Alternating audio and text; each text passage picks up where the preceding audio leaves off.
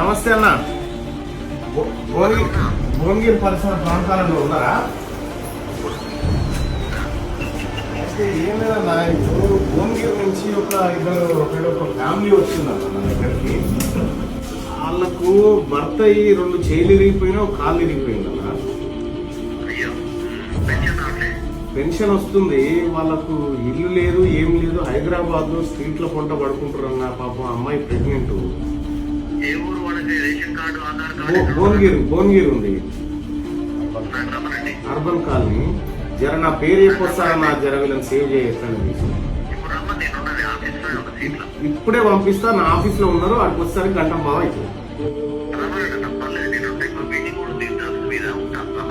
Okay అన్న, right అన్న, పంపిస్తా.